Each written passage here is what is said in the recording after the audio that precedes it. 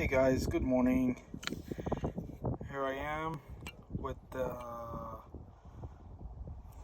we have a knob Quickset keyway, and I'll show you how to release this location with his cylinder without a key. Okay, so you're gonna need this tool over here. All right, and here you go. Gotta turn it this way, and over here there's a spring. You gotta click on it. So when you click the spring, the piece will come out. See? So when it comes out, you have over here the location here. You gotta push it in just like that. There you go. You give it a hit and it comes out. You gotta be careful with those two springs. Don't break them.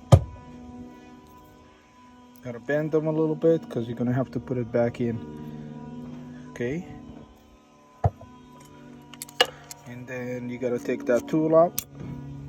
After you took it out, you have the inside tool back in. You see the half moon over here? Just like that. You gotta go right in front of that. Just like this. And you gotta push it in. I'll show you. Sometimes it gets a little bit hard.